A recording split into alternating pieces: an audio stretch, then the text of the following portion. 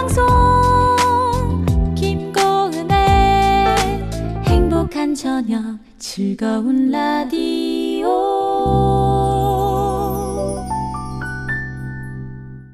네, 오늘도 은평성결교회 유승대 목사님 나오셨습니다. 목사님 어서 오세요. 네, 안녕하세요. 말씀이 얼마나 중요한지에 대해서 계속 얘기를 해주셨습니다. 이번 주는 내내요. 네. 성경의 인물들 아브라함, 다윗, 욥, 사도 바울, 여호수아의 예를 들어서 말씀을 해주셨고요.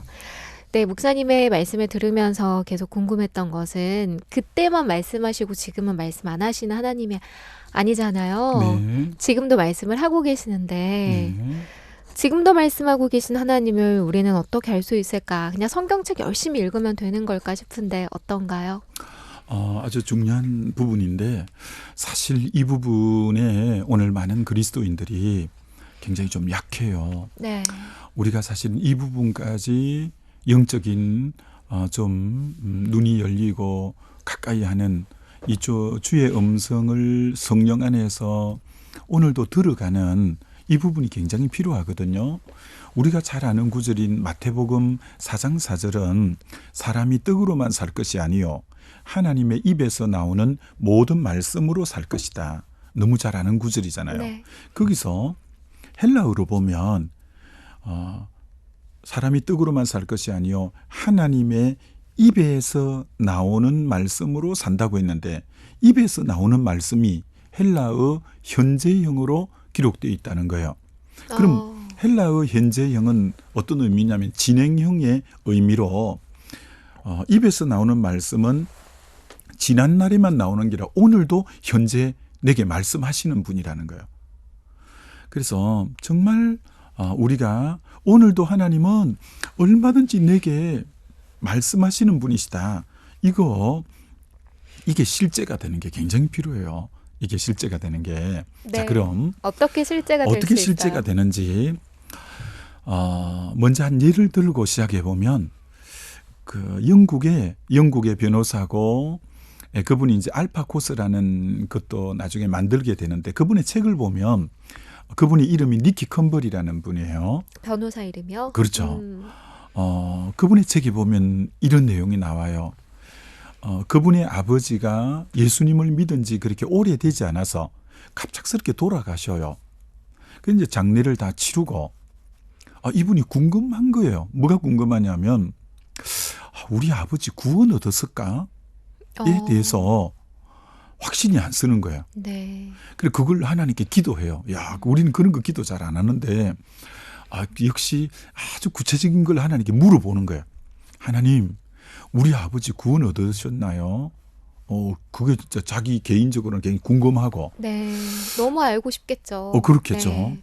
그래 그걸 기도를 하는 거예요. 하나님, 우리 아버지 구원 얻으셨나요? 라고 기도해요.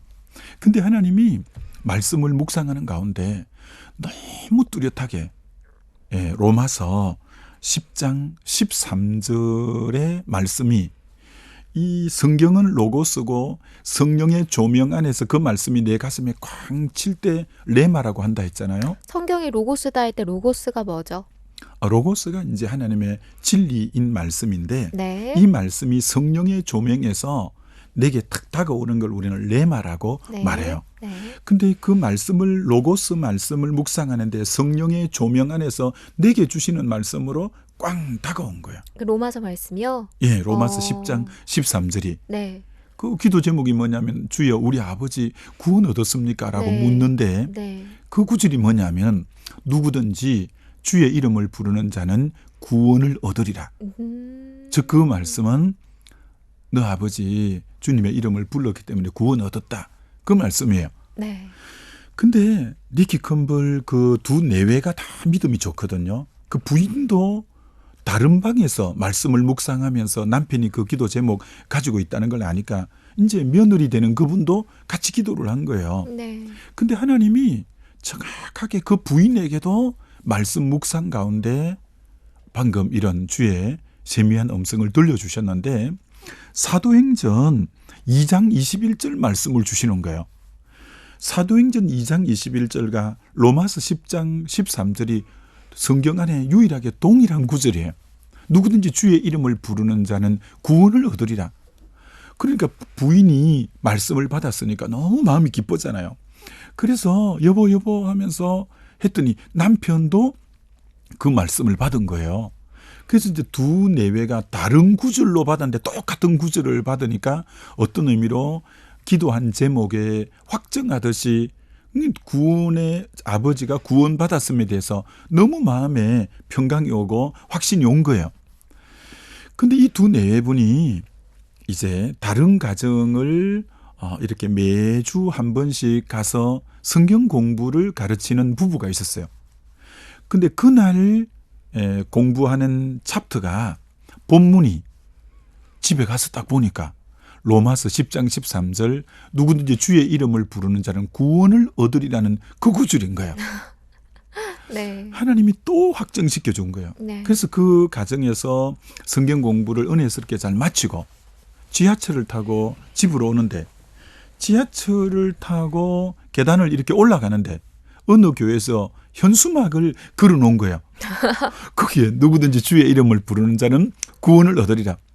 하나님이 네. 4번 네. 다른 각도로 확정해 주시는 것처럼 네.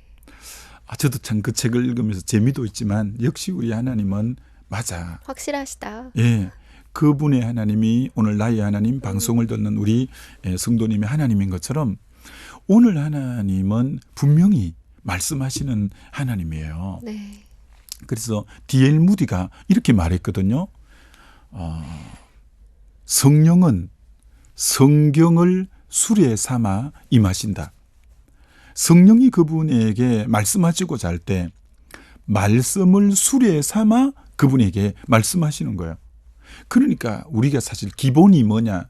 말씀이 없으면 성령의 음성을 캐치하기가 알아듣기가 너무 힘들죠. 네. 그래서 우리가 평소에 말씀을 깊이 묵상하는 이 훈련이 잘 돼야 주님의 세미한 음성이 빨리 주님 내게 말씀하시는구나 빨리 깨달을 수가 있는 거죠. 저에게는 참 목회하면서 이 부분에 하나님이 제가 이제 30대부터 개척을 사실 했거든요. 네. 그러다 보니까 이 부분에는 빨리 좀 주님이 길을 열어주셨어요. 어떤 길을 열어주셨냐면 언제나 모든 걸 할 때 주님께 좀 물어보고 하는 이런 습관이 좋은 거잖아요. 그래서 성도님들 가정에 신방을 갈 때마다 하나님이 이 부분에 대해서 참 주님의 뚜렷한 말씀들을 참 너무 깜짝 놀랄 정도로 듣곤 이렇게 했어요. 지금도 너무 생생한 것 중에 한두 가지 예를 들면 네. 제가 구체적으로 예를 그 상대에 대해서는 말하기는 그렇지만 어떤 임산부인데요. 남편은 어떤 대학의 직원이고 아내는 초등학교 교사인 우리 집사님 네 분인데 첫 아기라서 만삭이에요.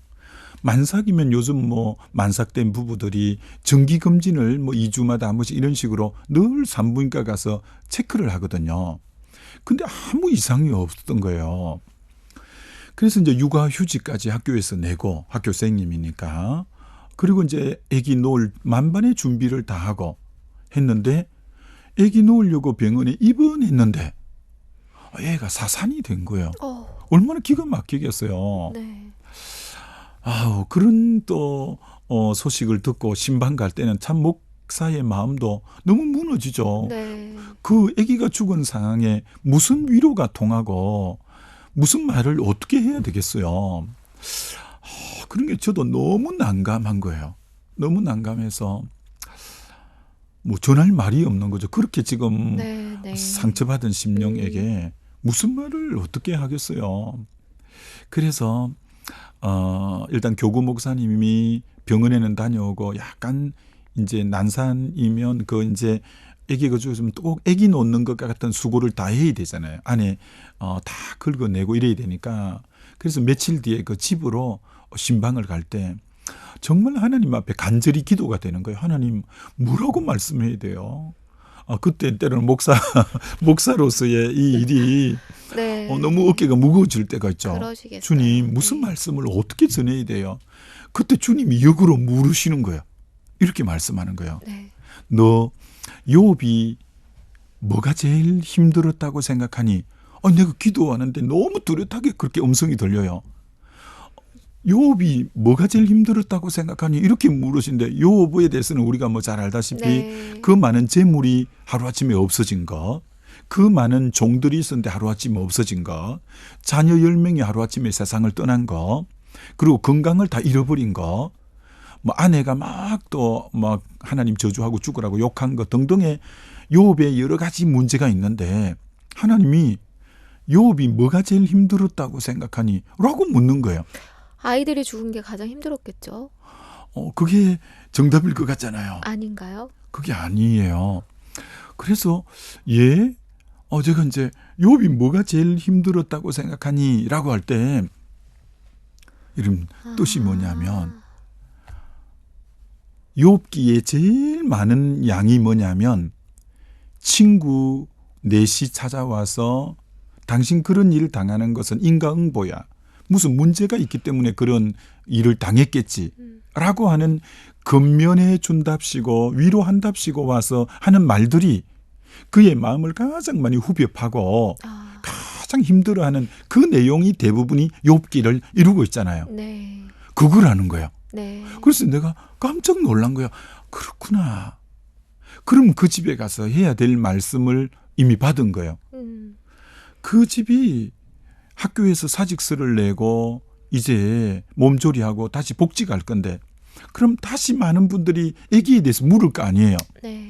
그러면 아기 이런 것도 슬픈데 이제 그게 상처가 좀 가시려고 하는데 아기에 대해서 물으니까 얼마나 마음이 아프겠어요. 다시 딱지가 막 앉으려고 하는데 그 부분을 다시 건드리니까 피가 다시 삐죽삐죽 날 거 아니에요. 교회 식구들도 그거 다 모르니까 또 안부 물을 거 아니에요. 만삭된 건 늘 봤으니까. 네. 그리고 아는 지인들도 전부 물을 거 아니에요. 그러니까 그게 제일 힘들다는 거예요. 그래서 제가 그 부분에 대한 말씀을 하고 이렇게 이제 격려를 하고 설교를 마쳤거든요. 네. 그리고 몇 달 뒤에 이분들하고 교제했는데 목사님 너무 감사하다는 거예요. 왜 감사하니까 제가 목사님의 그 말씀 안 들었다면 얼마나 상처받았겠어요. 아니냐 다를까 학교 복직하고 교회 오고 여러 사람들 대할 때 전부 아기에 대해서 묻는 거예요.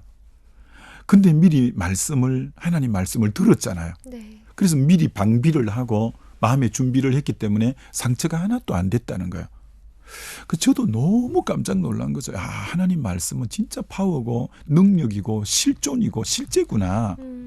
그때에 가장 맞는 말씀 주시는 분이 하나님이구나. 네. 그걸 너무 그런 경우들이 정말 참 많죠. 오늘도 하나님은 너무나 현실적이고 실제적이고 살아있는 말씀을 하시는 분이 하나님이시다는 거죠. 네. 이처럼 우리가 정말 오늘 하나님은 입으로 나오는 말씀이 현재형으로 지금도 자기 자녀에게 그때에 가장 필요한 말씀을 하시는 분이다라는 거 알고 우리가 말씀에 정말 귀 기울인다면 주님은 가장 필요한 말씀을 오늘 내게 주시는 하나님, 이거 잊지 말았으면 좋겠습니다. 네.